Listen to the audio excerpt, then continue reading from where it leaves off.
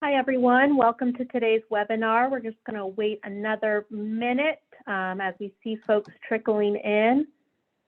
Thank you so much for joining us today. We'll get started in just a minute. I want to let everyone in. Hi, everyone. Good afternoon, and welcome to the latest installment of Homeroom with Education Leaders. This month, today, we're talking about breaking partisan lines and how leading education policy voices find common ground in difficult conversations. My name is Erica Vaverka, and I'm the director of K-12 at the Hunt Institute. For those of you joining our webinar series for the first time, and you may be unfamiliar with the Hunt Institute, we were founded by four-term North Carolina Governor Jim Hunt and serve as a resource for policymakers on education policy through in-person and virtual convenings, research, and other forms of technical assistance and support. Before getting the conversation started, I wanted to provide a brief overview of what to expect today. We'll have about 20 minutes of discussion between our moderator and panelists, and then we will open the conversation up for questions for Q&A. So please, throughout the discussion, please feel free to use the Q&A feature to type in whatever questions that you may have, and we'll make sure to ask them during our Q&A portion. And then we'll conclude with a couple of closing questions from our moderator. Audience mics are muted, so again, if you have a question, please use the Q&A feature at the bottom of your Zoom. Additionally, we will record this conversation for those of you who would like to view it again or share with a colleague. And for those of you attending, we encourage you to use the hashtag Common Ground to share your thoughts and reflections on today's conversation. So today we have the great fortune of hearing from two preeminent education policy voices on how they have been able to find common ground in difficult conversations spanning K-12 education. Those voices are those of Dr. Frederick Hess and Dr. Pedro Noguera, who co-authored these conversations in their 2021 book, A Search for Common Ground, Conversations About the Toughest Questions in K-12 Education. And we'll drop that link in the chat for those of you who are interested in learning more. Dr. Frederick Hess is the Director of Education Policy Studies and a Senior Fellow at the American Enterprise Institute and the Executive Editor at Education Next. Dr. Hess is an educator and political scientist who regularly contributes to Forbes and The Hill and has been published in scholarly outlets such as American Politics Quarterly. Dr. Hess has authored several books, including Search for Common Ground, Letters to a Young Education Reformer, and The Cage-Busting Teacher. Dr. Pedro Noguera is a distinguished professor of education and Dean of the Rossier School of Education at the University of Southern California. Before joining USC, Noguera served as a distinguished professor of education at the Graduate School of Education and Information Studies at UCLA. He also served as a tenured professor and holder of endowed chairs at New York University, Harvard University, and the University of California, Berkeley. And if that wasn't enough, he is also the author of 15 books. And of course, moderating today's conversation, we have a special moderator today, which is the Hunt Institute's president and CEO, Dr. Javed Siddiqui. Javed, I will turn it over to you. Thank you, Erica, and good afternoon, everybody. I appreciate everybody making time to be with us. I'm excited about this conversation. In their book, both Dr. Hess and Dr. Noguera write back and forth to each other. They find themselves on opposite sides of a particular education topic in the K-12 space. They mention it throughout the book: public education response to COVID-19 pandemic, testing in schools, school choice, and so many more topics. What's more important than the arguments they make is the example they set, especially in today's society. We are often confronted with such divisive rhetoric and divisive issues around these education topics. And one of the things we pride ourselves at the Hunt Institute is the ability to bring together both Republican and Democrats in a way that sort of have a pursuit of common ground. So they show how two people with very different views on almost everything, can find some areas of agreement and even have a very productive conversation. So I'm very thankful for both of you making time. We're very fortunate to have you, and I'm excited for you to lift up your book and share your perspectives with our great audience. Dr. Hess, Dr. Noguera, thank you for being with us. I'm going to jump into our discussion. Kind of want to go back to the beginning. Common Ground is a series of written and verbal exchanges between you both. No topic is untouchable. You cover everything that I've already alluded to. I didn't mention anti-racism in schools. It's clear you're not afraid to take on any topic in education policy. Rick, I guess I'll start with you because this idea sort of started with you. Do you mind talking about how you came up with this idea and how you thought of or why you thought of Pedro? Sure. The idea was something I had been noodling on, I think, for for a while. I think all of us in education have, over the last half decade or more, grown frustrated with the course of the conversation.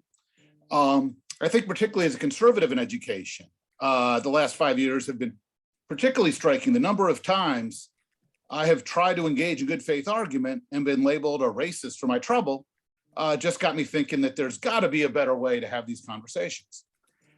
Both sides have their own share of crazy. I think the particularly strange thing about being a conservative in education is, I think my progressive friends get attacked online and they get attacked by extremists. If you're a conservative in education, professors at major universities and foundation folks will call you a racist online. So it's not just that there's the nastiness in both directions, but in some ways it feels like we've normalized it in education. So it seemed to me part of the problem here is there is a lack of models of what does it look like to talk about these things in respectful ways. As so much of this conversation has moved online, as people have spent so much time engaging one-dimensional versions of folks they disagree with, engaging them on social media, or just hearing them on talk radio or TV, I think it's become real easy to debate caricatures rather than to engage with people. So it seemed to me, for all our talk about courageous conversations in education, we don't have a lot of models of what it looks like. Seemed to me better to light a candle and try to give folks a model of this. And I started thinking to myself, who is somebody who I disagree with a lot, but I have enormous respect for, and that it would be, I think I would learn something by trying to talk through some of these issues. Pedro came to mind real quick. We'd known each other for 20 years, but not well. I picked up the phone, I called him, and I think around Thanksgiving 2019. And I said, Pedro, do you want to try to do this with me? And Pedro, to his immense credit, said, well, I got, Pedro's always got a list, a to-do list a foot high, but he said, I'll try to make time. Well, thank you for that context. The natural question, Pedro, why did you agree to participate? Thanks for having us, Jabeda. And I guess like Rick, I too thought that there's a need for more dialogue about the issues that are often the source of great debate and polarization in education. This was before the current issues that we start on this book. And so when Rick invited me, because I do respect Rick's work, and even when I disagree with it, which is often, I felt, he's someone I could have a reasoned debate with, and I like the approach of doing it through letters. I also think that, and this is, I think is important, because I know a lot of people who identify themselves as progressives and liberals have asked me why I would even talk to Rick. And I think, this is the problem in the country today. People are so content with talking to those they already agree with that rather than anything close to common ground or even an acknowledgement of the complexity of issues, which is what drives me crazy. I believe racism is real. I also believe it's not helpful to make those accusations in a very flippant manner, as they often are thrown out. I just as I believe banning books is what we associate with authoritarian governments, not with a democratic society. So, to me, airing out issues is what American democracy should be about. And so I welcome the chance to do that with Rick Hess. Thank you for that. This is a great way to open the conversation. So in this book, you guys cover quite a bit of ground. And what comes through is the complexity and nuance of each issue. You explore how history should be taught in schools. You talk about inclusive curricula. During your many conversations, where did you find agreement? And when discussing a topic you disagreed on, how did you make sure you kept respect and active listening top of mind? Rick, we'll start with you, and then Pedro, if you don't mind following up. Yeah, I think, I mentioned a moment ago that I think a lot of us, the way we engage each other is shaped by the tools we use. So when we're on Twitter or Facebook, it's real easy to get in the habit of people firing off a line that they think is scoring a point, and other folks react to that and they feel attacked or threatened and they respond in like. One of the things that I think was different here was that Pedro and I wrote this by trading emails over several months in early 2020. And Pedro would write things to me and I'd go, oh man, I can't believe you think that. But instead of engaging in what we do, this performative contest, where I would send a tweet back, or we're on a talk radio or a TV show together and we're trying to see who's got the best quip. Instead, I would have to think about it overnight. And I think, well, why does Pedro think this? And so my response, rather than trying to perform a counter argument, would wind up being, well, let me understand where you're coming from, because I just don't get it. And so one of the things is that creating this room and this space gives us the opportunity to get curious, to ask questions, to seek understanding. Because look, I'm not going to convince Pedro of things. If Pedro's mind has said, between us, we've been doing this for a better part of a century. We've read most of the same studies, we've read the same books, we've written a lot of the same kinds of books. So it's not like we've got secret evidence that's going to convince each other. Instead, we see things a certain way because of who we are, the experiences we've had, how we understand the information we've absorbed. And so it was really a conversation about trying to understand why Pedro would think about philanthropy, or would think about choice, or would think about teacher pay differently than I would. And look, the bottom line, when we argue about I'm for or against testing, or I'm for or I'm against choice, no real human being thinks that way. When you're actually trying to figure out how do you give parents information they need, how do you give families good choices, we all understand it's more complicated. And so as soon as Pedro and I started talking about the actual issues, instead of reacting to headlines, it turns out that we actually disagree on 50% of it or 60% of it. But there's 40 or 50% where we actually are on the same page. And so one of the things this did was it was less about winning somebody over and more about discovering that there was actually more underlying agreement than we might have ever appreciated. I would just add, Jimmy, that when you look at a lot of the issues, and especially if you take the lens of a district leader, a superintendent who's trying to figure this out, then the ideological positions are not helpful. Because you really have to figure out how to best serve kids. One of the issues that has troubled me with a lot of people, who, for example, who are anti-charter, is they have their kids in elite public schools, right? Where that they're well served. They're not thinking about the parents whose kids are in lousy schools and what they deserve. And so I get bothered by those who would kind of hold up kind of sanctimonious positions on the left or the right and not acknowledge the difficult choices that we're faced with in figuring this out. So on an issue like testing, I think Rick and I readily agreed, you've got to assess kids to understand what they've learned. But assessing them simply to rank them or to rank schools and teachers is not helpful. And that's what most states have done. So, it's being able to kind of go beyond the sound bites and to really understand how the issues play out in real life. But it's, we call it a search for common ground for a reason. We didn't always find common ground. There are still issues that we're divided on. And that's okay too. We don't have to pretend that we're all going to agree, right? There are real issues that fundamentally divide us, but we don't have to take it personally. We don't have to attack each other with names, and we can if given the ability, listen and use evidence to support our positions rather than simply opinions. Great, thanks for that. Follow-up to both of you is on this or in this journey or in your pursuit for common ground. What was your favorite discussion and why? And maybe we'll start, Pedro, this time with you. Favorite discussion or favorite email exchange and why? Well, there were several. I mean, there were several.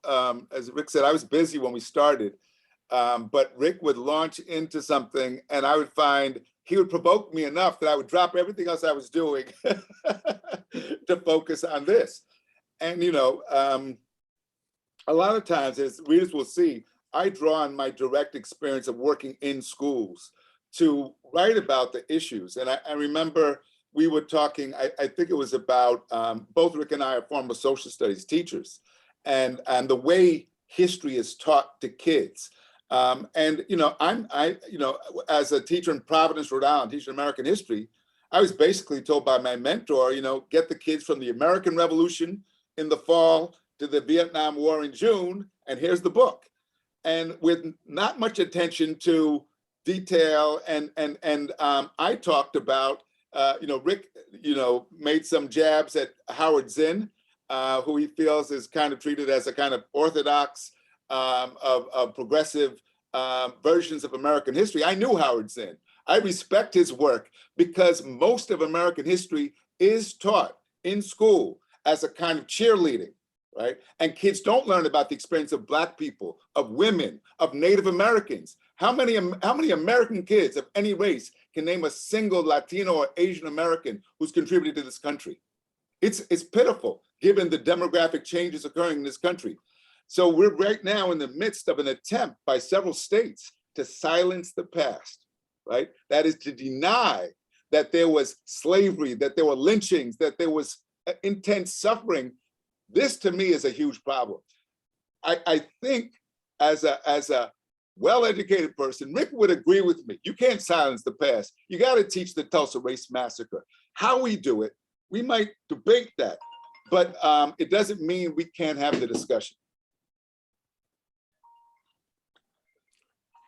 Yeah, so I think, and this is where it gets interesting, right? Like, so Pedro and I mean, partly what's going on here is when Pedro just characterized some of the laws that get labeled anti-CRT as silencing the past, I would argue that that's just an inaccurate characterization of those laws. And then Pedro and I would go down a rabbit hole here about, well, what do they say? And I would say, look, what they're actually doing is simply saying that when you are teaching these things, you have to abide by Title VII of the 1964 Civil Rights Act.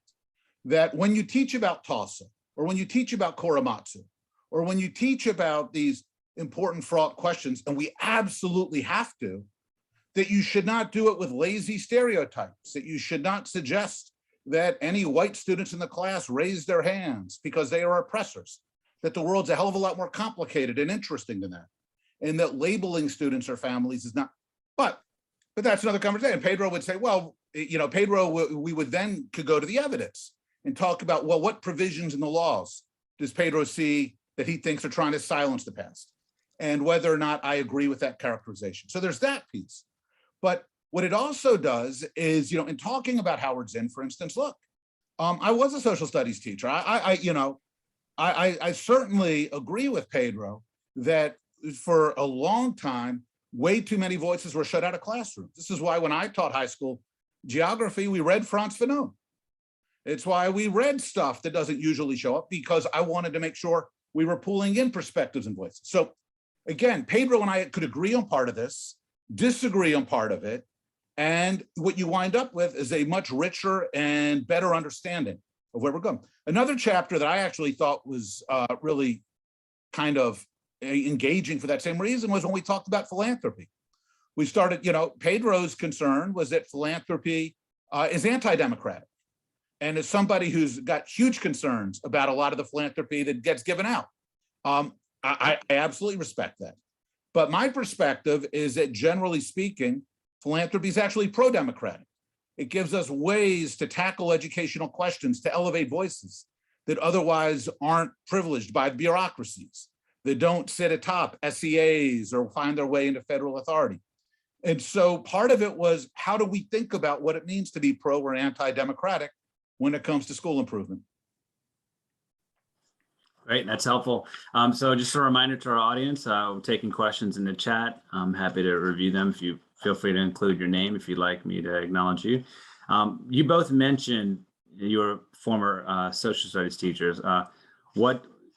Quickly, if you don't mind, I would love for both of you to react to this. What does teaching American history, what does that look like to each of you? And Rick, why don't we start with you? You know, I mean, I think American history, at least it looks like two things to me. One, you know, I think we are blessed to live in a, you know, you look around the world, you look, if you were a citizen of Ethiopia or Ukraine or Hong Kong or Taiwan or mainland Shanghai, where you're locked in for weeks on end, you know, we are so unbelievably blessed to have received the legacy we have. And to be in this country where so much has been built for us and where we are so free to speak our minds. And so I think part of American history is understanding all of the travails and all of the successes that have brought us to this point. And then the second piece of it is, I think, about not only understanding that, because it's important to understand that George Washington was offered the chance to be a monarch and chose to forego it, and chose to spend his last years in a nation where people could, you know, say unbelievably nasty things about him, and he would sit there and take it. And I think how much of that is a legacy that we have to treasure, but also because it's about empowering kids to then build America's next 2.5 centuries. And what skills do they need to engage in government and self-government? What does it require for that? What lessons can they learn about being citizens? So for me, that's the vision. It's both looking backwards to understand what we've been given, and then teaching the values and skills that'll let students build the next 2.5 centuries. So, you know, for me, American history is full of contradictions, and those contradictions make it interesting, and it's important for students to learn to grapple with them. You know, what the meaning of them, what does it mean for us now? You know, the founding fathers were almost all slave owners, right? And we shouldn't try to deny that. I was listening to Brian Stevenson, the NYU law professor, who's helped to create a memorial to lynching in the state of Alabama. Very important for white people of Alabama to know that history, because it didn't happen that long ago. Some of the lynchers are probably still alive. Does that mean everything about America is nothing but atrocities? No, no. There's lots of good things that we can celebrate and that bring us together. But if we're not willing to confront the past, because we're only interested in teaching our kids to be patriotic, we run the risk of becoming like an authoritarian government where we're expecting blind loyalty from people. And a democracy is based on our ability to think critically, to confront our flaws so that we have a chance to create something better in the future. That's the promise of America, to create something better in the future, not to romanticize the past. And that's what worries me right now about the legislation. You know, I remember when progressives were trying to ban books like Huckleberry Finn, or Dr. Seuss, the use of the N-word, right? Or To Kill a Mockingbird. I opposed banning books then, because I don't think that's what we do. I think we teach kids to understand the context and to think critically. Now I see the conservatives banning books because they don't want kids to learn about sex, even though their kids are learning about all the sex they want on the internet. It's so ridiculous because you can't stop information. People want it. And in a democratic society, what we need to do is prepare our kids to consume information intelligently so they can't be as easily manipulated, so they're able to distinguish between facts and fake news. And we should all be concerned because right now, a lot of Americans are easily manipulated. Well, I have one more question, but I see questions are coming in from the audience. So I'm going to forego mine because I anticipated this was going to create for a lot of buzz within our audience. So A question from Mary Jane Hedrick. Volunteer school board trustees must help our communities navigate these discussions and battle false force dichotomies encouraged in election campaigns. Have you heard of any successful efforts at the local level in regards to this? And do you have any tips you'd be willing to share with local school boards? Does anybody feel more comfortable jumping in first? Well, I'll jump in because I was a school board member. I served 4 years. I often refer to it as my sentence on the school board. I tip my hat to anybody who's doing it because, school board, unlike other elected offices, you're taking care of people's kids, and so people get even crazier. No one knows who's in the state legislature. That's the easiest job you could have in America, right? People barely know who their congressman is, right? They know who their school board met if they have kids, and they'll come after you. And so I want to say that right now, especially as many board members are coming under attack, this is a very hard time to serve on the board. My message is to do it with integrity, with honesty, and hopefully you'll be safe in doing it. I know that's not always the case.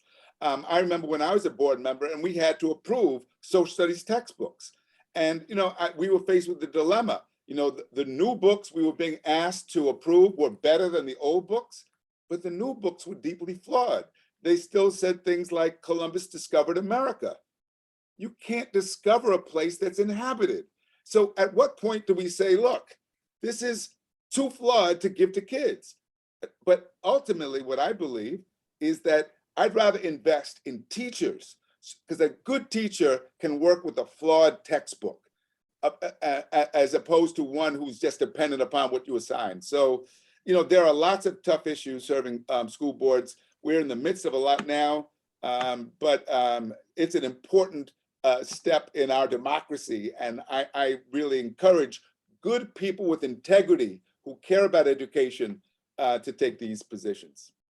Yeah, I'll just offer three, and Pedro didn't just serve on any school board. He served on the Berkeley School Board, which is highly politicized place some of these years.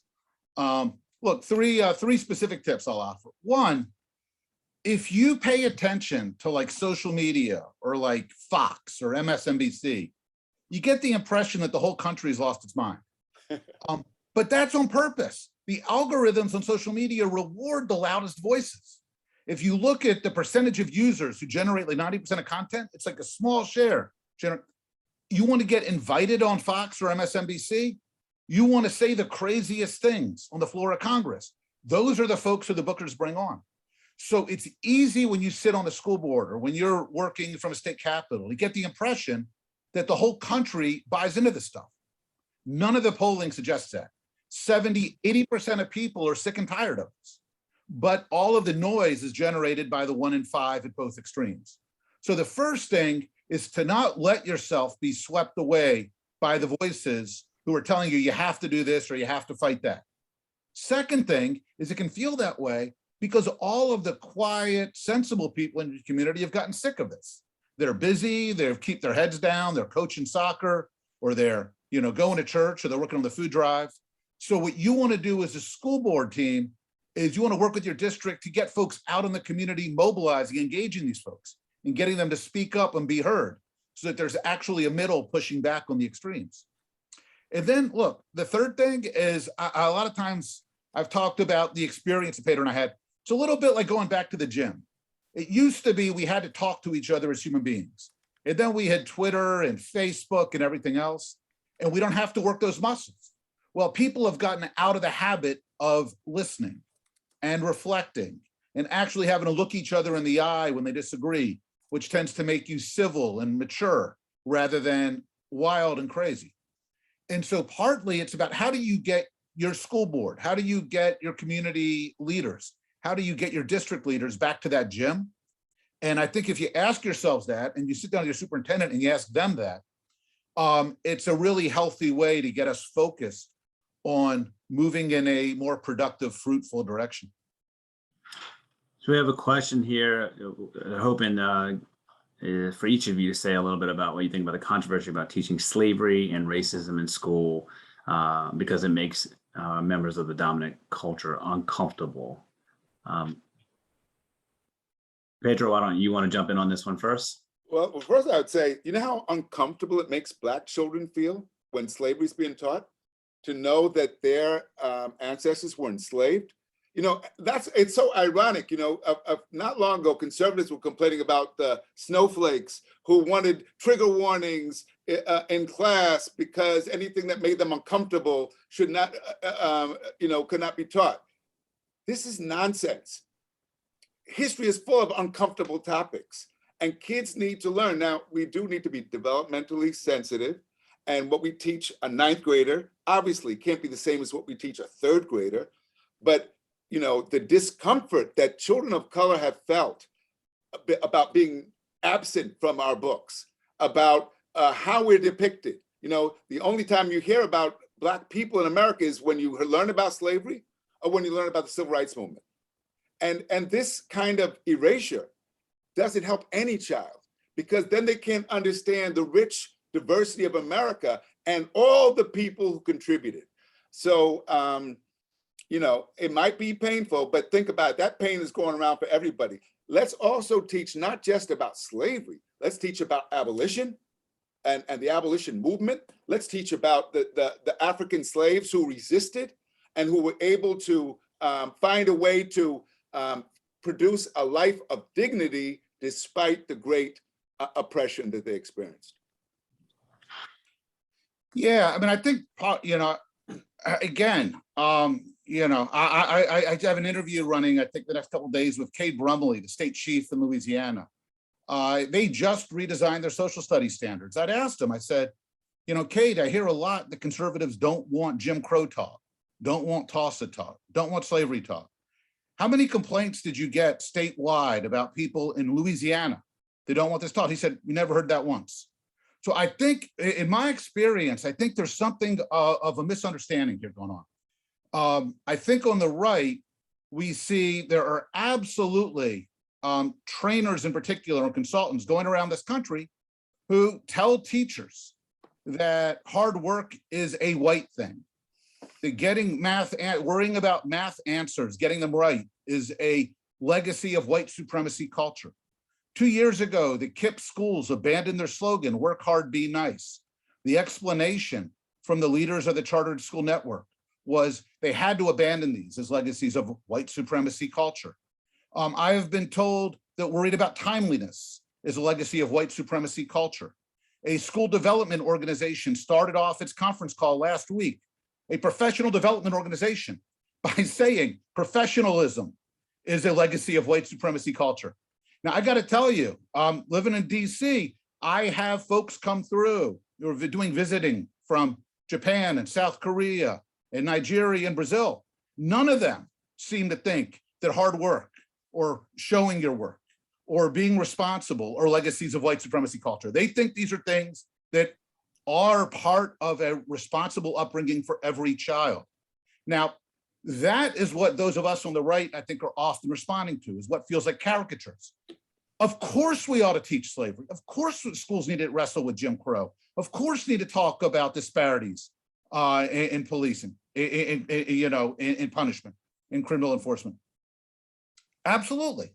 But one, that is not what a lot of us on the right are pushing. In fact, if you look at the polling, 90% of Republicans say, of course schools have to teach slavery.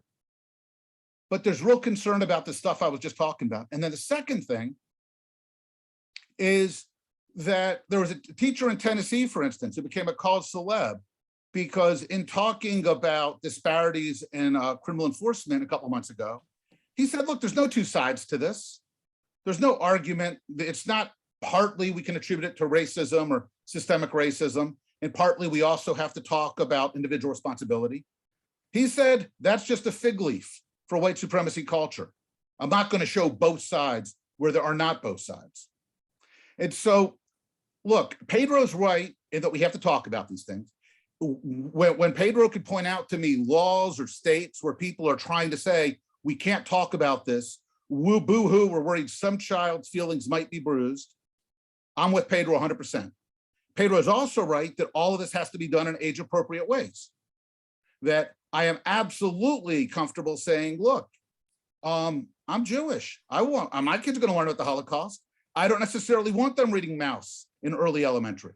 I don't know that that's the right time and place to introduce kids to these concepts. But what I think folks who imagine some kind of right-leaning conspiracy to silence debate often miss is that, at least for a number of us, our concerns are not with these topics. It is with the notion that there is at least a whole industry of consultants and advocates in associations and professional development groups and universities who are suggesting there is a set of right answers embedded in how schools should approach these topics. And with that, I have grave problems. But let me just, though, challenge Rick a little bit. Several years ago, there was a group of kids from a high school in Oakland were taken to see Schindler's List. And it was a major embarrassment because the kids got into the theater and were laughing, and they offended lots of the other people in the audience. And it was taken as a sign that the kids were insensitive about the Holocaust. What those kids were ignorant. They had never learned about the Holocaust in school. So suddenly to be shown a movie that depicts this horror and without any context, they don't even know what they were watching. My question is, why was it until 11th grade that these kids learned that there had been a Holocaust? I may not be that you teach it in 3rd grade, but God, at some point, kids need to learn the history. Oh, right? no, don't hear me wrong, pal. No, I'm fine teaching about the Holocaust in 3rd grade. And I'm teaching about Jim Crow in 3rd grade. All right. But I think I don't want to misinterpret what you said. No, but there are ways to talk about Maus showing young children getting marched, young mice getting marched into extermination camps is not, I think, appropriate early elementary. Okay, fair enough. And I don't have I would defer to the developmental psychologist. What's the best way to teach kids? We got some questions coming about sex, for example. Here's what I know. A lot of our schools teach kids sex as if it's a biology course, right? So they learn about reproduction. Well, guess what? You know what's missing? The fact that kids like sex, desire. And if you don't talk about that, then you're not helping kids. And that's why we have a big problem, especially in the South, with teen pregnancy. Because no one, who's teaching kids about contraception? If they're not learning it at home, they're learning it in places where they're at greater risk of not only having children, but of transmitting venereal disease. So, we should thank our schools for the fact that they address the issues that many families are not addressing. Our schools have to keep kids safe. Our schools have to feed kids. Our schools have to teach them how to live in this very complex world. And then on top of that, they got to prepare them for climate change and war and all these other problems. We put too much on schools and then we attack them. And this is actually just making it more and more difficult to attract good people to become our teachers and principals and superintendents. Who wants a job where you're going to be attacked all the time? Although Pedro, so what I think one question is who the we is there, right? The subject of that was we put this upon them. I think one of the questions is, honestly, I would be comfortable asking schools to shoulder less of some of this. So partly the question is, some of this is folks saying, well, schools have to make sure kids learn to think the ways that we deem socially appropriate about a lot of this. And then they say, but it's really hard and political. Maybe the answer is some of this can be entrusted to families or other entities in the community. So, Pedro, you bring up a good point. And by the way, our director of K-12 said I probably wasn't going to moderate this one so much as I was going to introduce it and just get out of the way. But this has been made for TV, so we appreciate. If we were on our ratings, maybe our ratings would be going up right now. So we appreciate the discourse here. But as a former school principal and school board member myself, which I agree with your sentiment, Pedro. You mentioned something about psychologists and age appropriate. Both of you talked about age appropriate. The debate has not, we've sort of passed over the debate about what is age appropriate. Now we're debating whether these topics have a place at all. We recently, we put a piece in The Hill a couple weeks ago, and one of the images, one of somebody came out and said, well, this image is pornographic material in the text. And well, I was not endorsing that book. I was endorsing the idea, we shouldn't be banning books. And there's an age appropriateness of it. So beyond a psychologist, what advice do you have for these folks that are out there trying to walk through this hyper-partisan time? How do you advise them to identify materials to determine what should be taught and when it should be taught? Do we need to be having that conversation, and who's responsible for helping provide that counsel in this hyper-partisan time? And Rick, maybe we'll start with you on this one. Sure. So I think there's a couple things. One is, I mean, part of it is it's striking to me, you know, we've got very spotty assessment data coming out of the COVID, but we know that kids have taken devastating academic consequences. And for me, partly it's a question of, look, before anything else, I want to make sure that kids are learning to read, learning to write, doing math, mastering, like that there is some core focus here on whether or not kids are growing up to be literate, empowered citizens so that they can have the future they want and their families want after high school. And so let's just look, I worry that seems to keep slipping out of some of these conversations of late. And so I want to just foreground that. Look, second, what's age appropriate? I don't know. I mean, one of the ways we have dealt with this is we used to make it relatively easy when we would teach, you know, when we focused on sex ed in 10th or 11th grade. Not that long ago, it was taken as a given that families could opt their kids out and it wouldn't be a big deal.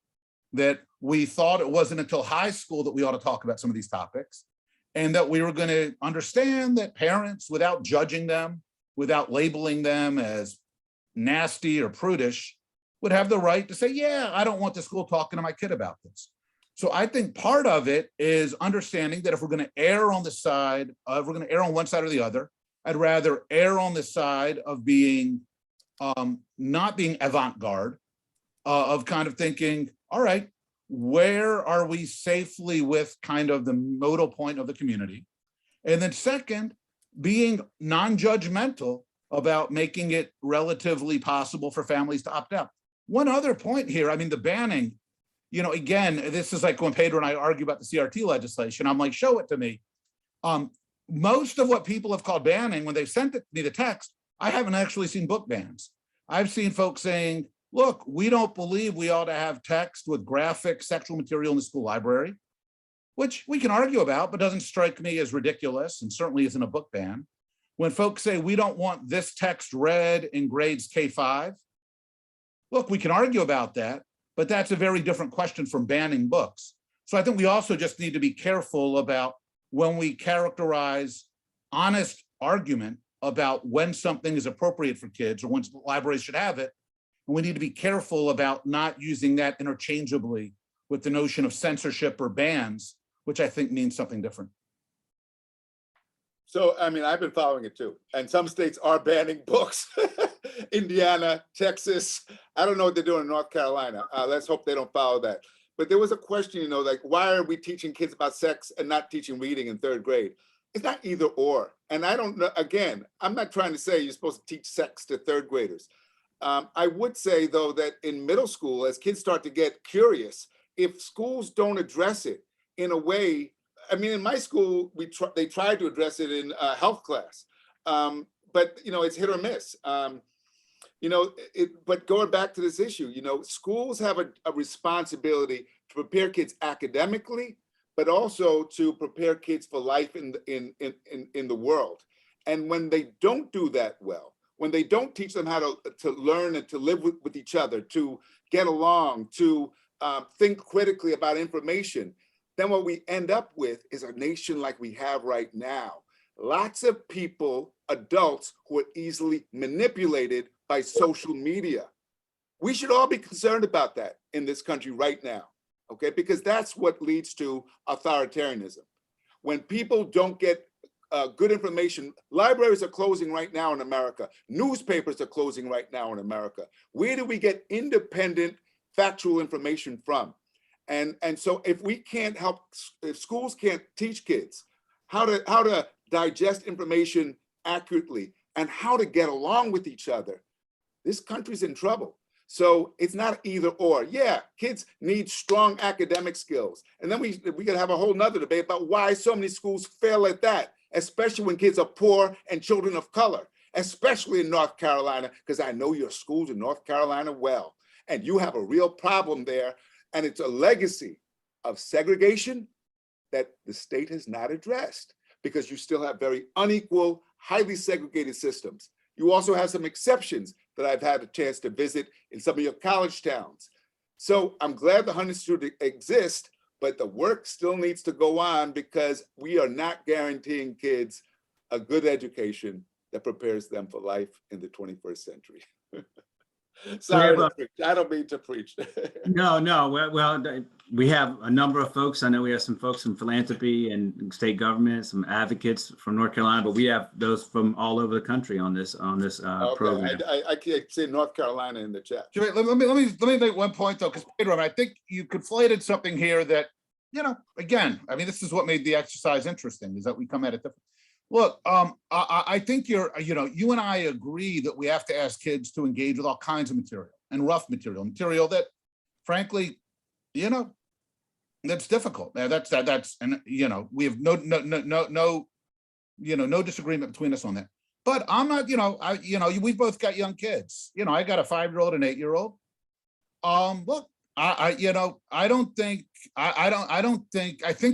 it's possible to distinguish between saying, look, I absolutely want schools to talk to my kids, even in 2nd grade, about awe of what exists in the world. I don't want them to hide Ukraine from them. I don't want them to hide Jim Crow from them when it's, appropriate to the course material. But that doesn't mean I necessarily want them talking about sexuality. My 8-year-old hasn't shown any curiosity in that yet. When there are times in life, I think it's actually a wonderful thing that kids are, pre-sexual to an age. And the fact that they're on TikTok and then I think that we are bringing early sexualization to too many children. I don't think it's something that we should cheer and say, well, it is the way it is, schools should contribute. I think it's perfectly legitimate for parents to say, look, I want my kids to enjoy a period of life before they worry about all that stuff that's going to anguish them for decade after decade to come.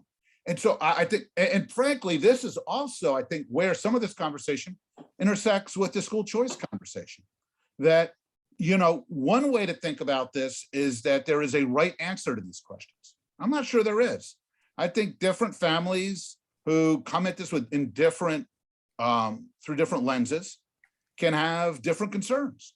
And I think creating more opportunities for families to find the learning environment that is right for their kid, that teachers feel comfortable teaching in, is actually a healthy thing.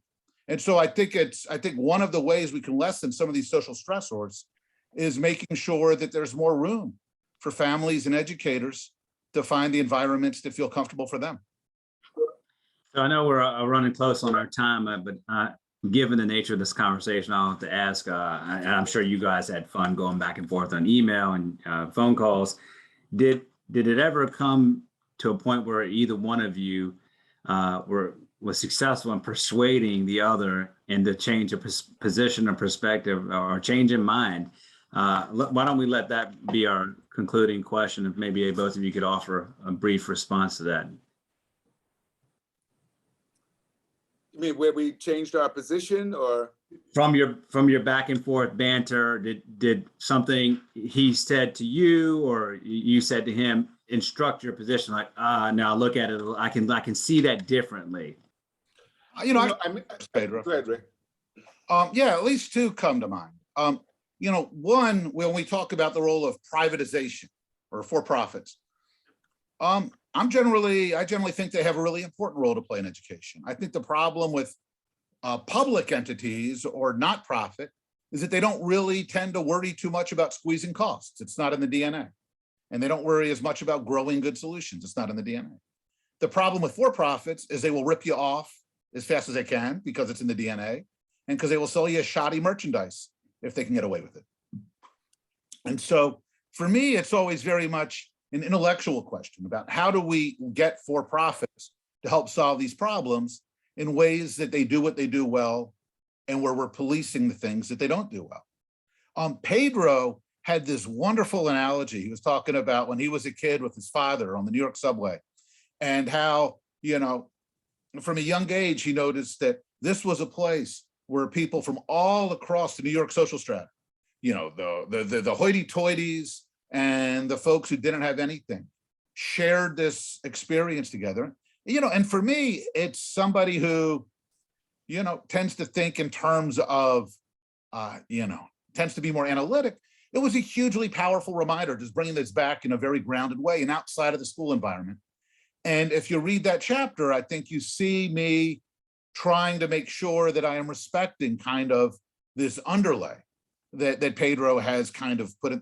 And I think that's true. One of the things when I teach this stuff, to students is, the way our minds are wired is the researchers have shown that usually you win people over, not with your data points and by yelling at them, but by planting a different vision in their mind, by tapping into core values in a different way. A second place where I think Pedro really connected for me. Rick, do you mind if I just want to respect Pedro's time, and I know he had a hard stop, so let's get maybe a thought from him. Just to say that there are many places where we agreed, and I think I would encourage the readers to take a look, because that's what I think the book worthwhile, is that it's a dialogue. It's not him making points and me making points. And if we could model that more often, where we're trying to understand the other person rather than simply launch into a rebuttal, I think we would end up in a very different place than we are right now. Well, I'm sure many people would join me in saying, I wish we could keep this conversation going, but I know we're at time. So when Dr. Noguera, Dr. Hess, thank you both for joining us today. I look forward to continuing to follow up on your conversations on your podcast with this book, and I would encourage our audience members to follow them on their podcast. I'm going to turn it over to Erica, our Director of K-12, to close this out. Bye, everybody. Bye. Thank you so much. Really appreciate it. Thank you, Davide, and thank you, Dr. Hess and Dr. Noguera, for joining us for today's engaging, informative, I'm going to go ahead and say exciting discussion. So the only thing missing was popcorn. But really enjoyed our time together and really appreciate everyone who attended. I hope you all enjoyed it as well. For those interested in engaging in more of Dr. Hess and Dr. Noguera's conversations, you can find the Common Ground podcast on a variety of wherever you get your podcasts, actually. And additionally, you can find copies of their book, A Search for Common Ground, on Amazon or Barnes & Noble. We'll include, again, the link in the chat. And we'll send a follow-up email to all attendees with links to the podcast and the books. Before closing today's discussion, I did want to turn everyone's attention to our upcoming K-12 discussion. Our next webinar will be next Thursday, April 28th at 2 p.m. Eastern, where we will be discussing how education leaders are navigating changing health guidance and research to responsibly determine health policies, what factors are driving these important decisions, and how schools, districts, and states can move forward to keep students and communities safe. We're going to drop the registration link to this webinar in the chat now so you can register for it. We also encourage you to join us on May 19th to hear about school choice in the wake of COVID-19, and June 23rd to hear about pathways to diverse school leadership. And you can register for these discussions on our website. Again, that'll be dropped into the chat. And we'll be in touch via email and social media in the coming days and weeks regarding registration for all our webinars. Thank you again for joining us today, and we hope to see you again soon.